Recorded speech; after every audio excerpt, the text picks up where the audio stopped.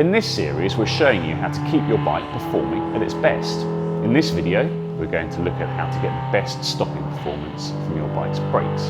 We've enlisted Andrew from Cycle Surgery to show us what to do and why it matters. Your brakes are obviously vital for your safety, so it's important they're set up properly and that you keep them that way. Today we're going to focus on caliper type brakes as they're still the most common. The way they work is simple. You pull on a lever which pulls a cable through a housing, squeezing the pads onto both sides of the rim.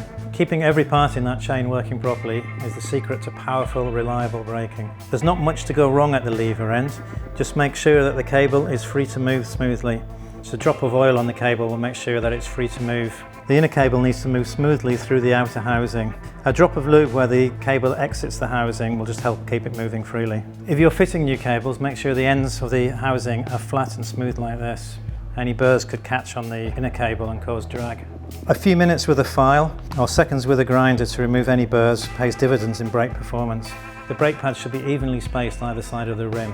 This doesn't really affect performance, but it does mean that if the wheel is knocked slightly out of true, it's less likely to rub. Drop the wheel out of the frame so that you can inspect the pads for wear and debris. The pads should be evenly worn and you can pick out any pieces of debris with a pick or small screwdriver. It's important to deal with any debris sooner rather than later, otherwise it might dig a groove in your rim. Your brakes are going to work best if you keep the rims clean. It's worth going over them occasionally with a scourer, just to remove any embedded dirt or grit. To work properly, the brake pad needs to be hitting the brake surface of the rim in the middle. It doesn't want to be too low so that it hangs off the bottom, or too high so that it can come into contact with the tyre. I generally aim to have just a little bit of the braking surface visible above the top edge of the pad. To prevent your brake pads from squealing, they should be towed in.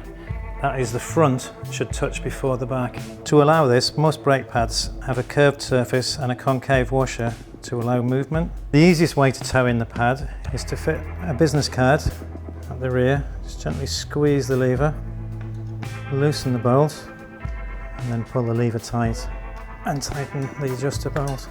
The brake pad is touching at the front, but there is a space at the back. If you found this video useful, just hit like and subscribe for more.